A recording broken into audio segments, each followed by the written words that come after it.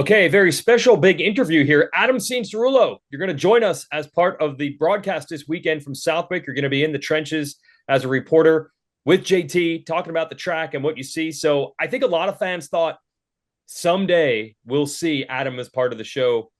Were you thinking that? And then is it almost like, wow, this is really happening now? Like, how do you process all this now that it's pretty much here?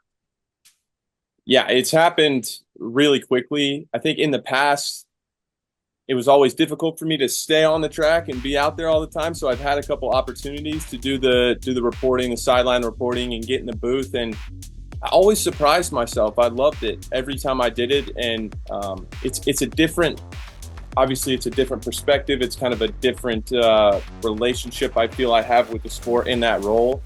But yeah, I'm really excited. I think it all came up pretty quick this year with kind of the retirement announcement and then getting into this. So really grateful to be making this transition, and thank you guys for having me. I certainly have a lot to live up to with you guys.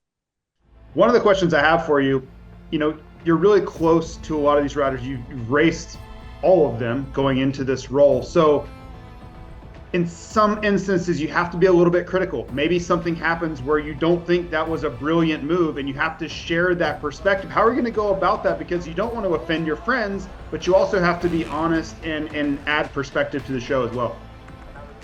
Yeah, it's difficult, right? Like having just come from racing, we all know how difficult it is, right? But I have it fresh on my mind. I was there, getting 14th and 15th, and I felt like I was going pretty fast, right? So who am I to jump on the broadcast and start criticizing these guys? But the way I look at it is, yes, I will always have so much respect for these guys, but that's just the role I'm in now.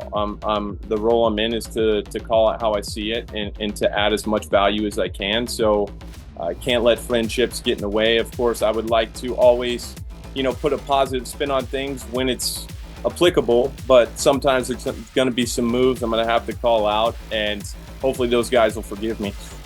When I'm watching races, even this year, I'm always with racing, I'm always listening to you guys as much as I'm paying attention to the track. I'm like, oh wow, Weech or RC or Stu, man, they really articulated that well, right? I'm a nerd in that way.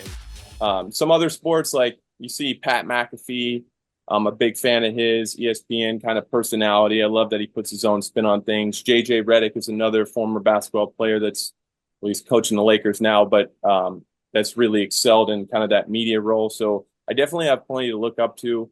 But yeah, always paying attention, Weege, you know me. Oh, yeah, that's where we love it. And I think the fans are going to be pumped to have you on board this weekend. So we'll have you on the sidelines with JT this weekend. We'll get you in for a few more this year. And really just welcome aboard, Adam.